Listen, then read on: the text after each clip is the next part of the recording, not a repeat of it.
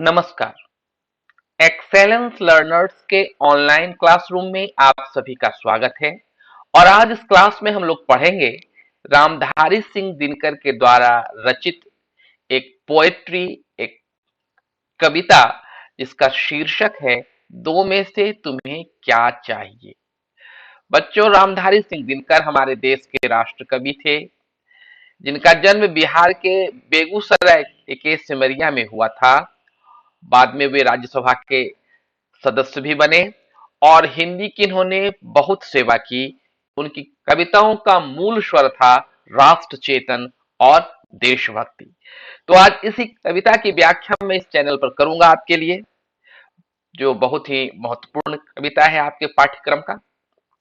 तो जैसे मैं हर एक दिन आपको बताता हूं कि पेन और पेपर लेकर आपको रेडी होना है, तो चलिए पेन और पेपर लेकर रेडी हो जाइए, अपने बुक को भी साथ में रखिए, ताकि जब कुछ मैं यहां से आपको बताऊं और कोई नोट करने वाली बात आपके सामने आए तो आप आसानी से उसे नोट कर पाए।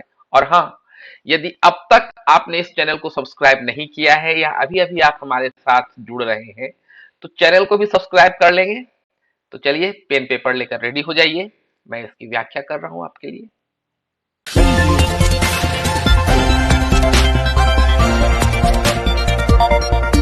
तो आइए इस कविता की व्याख्या में शुरू करूं। इसके पहले इसका वाचन करूं, पढ़ूं, देखूं क्या कह रहे हैं हमें कवि।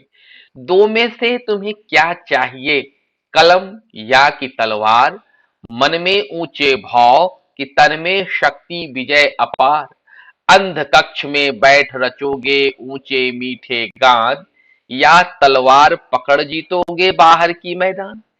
प्रारंभिक ये दो चार पंक्तियों में कवि ने हमारे सामने एक द्वंद्व का चित्र खींचा है, हमें दो राहें पर खड़े कर रहे हैं और हमसे पूछ रहे हैं तुम्हें क्या चाहिए, कलम चाहिए या कि तलवार।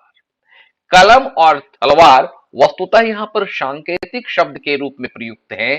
कलम जहां मानसिक शक्ति को बताता है और तलवार शारीरिक शक्ति को।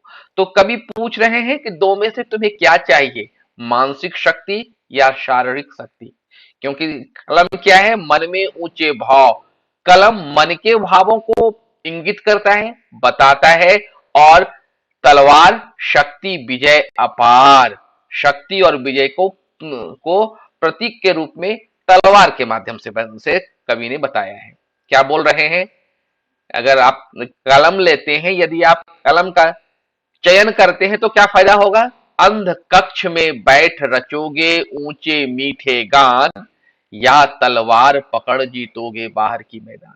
इन पंक्तियों में कवि ने तलवार और कलम दोनों की अपनी अपनी महत्ता का मूल्यांकन किया है।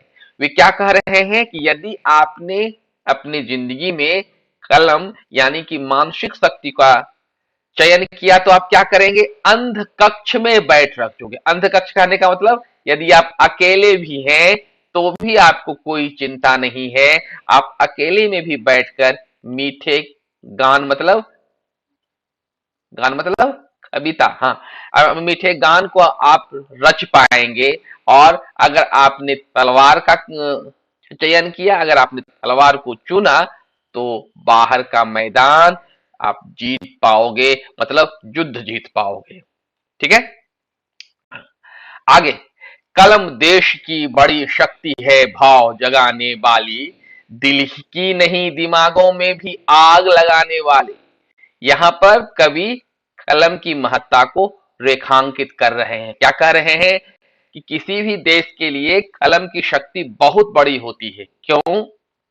क्योंकि यह भाव जगाती है और यह इसकी भावना केवल दिल ही नहीं, दिमाग को भी झंकृत और झकझोर देती है। आगे, पैदा करती कलम विचारों के जलते अंगारे, और प्रज्वलित प्राण देश क्या कभी मरेगा मारे। कवि कहते हैं कि कलम के माध्यम से जो विचारों की अग्नि प्रज्वलित होती है, अंगारे मतलब आग, विचारों के जो आग जलते हैं, जो जो प्रज्वलित होते हैं, वह देश कभी भी किसी के मारे नहीं मर सकता, वह देश किसी का गुलाम नहीं रह सकता। जहां की विचारों के अंगार इसके माध्यम से पैदा किए जाते हैं, कलम के माध्यम से। और कह रहे हैं, एक भेद है और वहां निर्भय होते नर नारी, कलम उगलती आग जहां अक्षर बनते चिनगारी। एक बात और क्या कह रहे हैं, जहां कलम अक्षर से चिनगारी निकलती है वहां नर और नारी में कोई भेद नहीं होता, सभी एक समान रहते हैं, निर्भय रहते हैं। जहां मनुष्यों के भीतर हरदम जलते हैं शोले, बादल में बिजली होते दिमागों में गोले।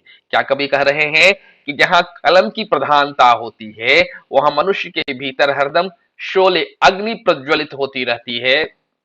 बादल में जिस तरह से बिजली चमकती है तो मन में अग्नि चमकती रहती है। ये दो पंक्ति में कवि कह रहे हैं, जहां पालते लोग लहू में हलाहल की धार, हलाहल मतलब विष, क्या चिंता यदि वहां हाथ में नहीं हुई तलवार। कवि कहते हैं जब व्यक्ति के खून में ही हलाहल की धार बस जाए तो फिर वहां पर तलवार को रखने की आवश्यकता नहीं होती। तो बच्चों, इस कविता में मुख्य रूप से कवि ने मानसिक शक्ति को ज्यादा बड़ा बताया है शारीरिक शक्ति से।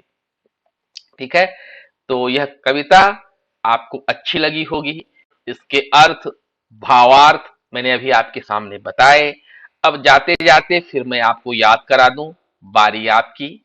यदि आपको यह वीडियो अच्छा लगा, मेरा एक्सप्लेनेशन आपके लिए फायदेमंद साबित हुआ, तो वीडियो को लाइक करेंगे, शेयर करेंगे, और हाँ, यदि अब तक आपने मेरे चैनल को सब्सक्राइब नहीं किया है तो अभी का भी सब्सक्राइब भी कर लेंगे।